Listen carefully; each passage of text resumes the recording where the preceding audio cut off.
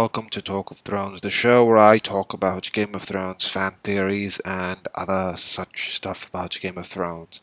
Today I want to discuss a topic that is very contentious among the Game of Thrones community, I guess, and that is the burning of Shireen Baratheon. And first of all, I don't love the scene. The scene is very inconsequential for me, but I just love Kerry Ingram's acting, the actress who plays Shireen Baratheon. She really did convey the pain she was going through in that scene, and I thought her acting was really well done. But I find this scene to be very pointless because the reason he sacrificed Shireen in the first place was to obviously win the Battle of Winterfell and create more favorable conditions for him to fight in.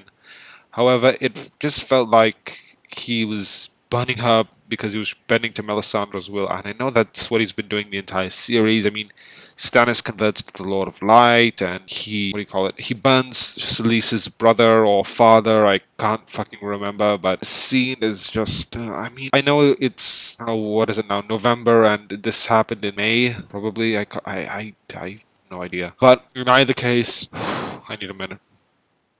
Okay, in either case, Shireen Baratheon's death, it just melted the snow. That's all it did. I mean, R'hllor is literally the god of fire, and he needs a child sacrifice to melt the snow. That is just stupid. I mean, I know R'hllor probably... It's up in the air if R'hllor is real or not, but seriously, all it did was melt some snow. That's it. Like, oh, I'm burning my daughter alive just to change the weather a bit. Woo. Woo fucking who.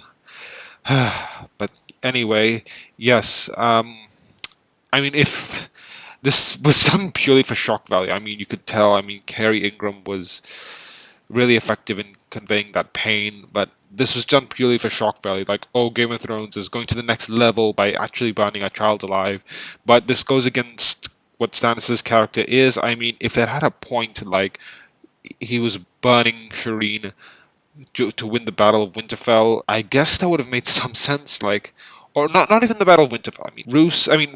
Not Roose. Ramsay could have gone out with some Bolton forces. I mean, he has the respect of enough Bolton men. He could have gone out with the Bolton men to face the Baratheons early, because it would be in Ramsay's character because he tends to be a bit hasty and he loves to torture people, so it would have been really in his character to do that, like go out and attack the Bolton men. I mean, he says we need 20 good men.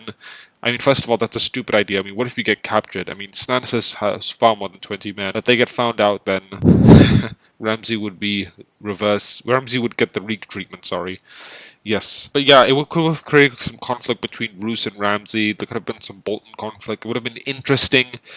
And even what they could have done was Stannis took Winterfell, and then he would have to deal with what his family being lost, his only heir, his only living heir being dead.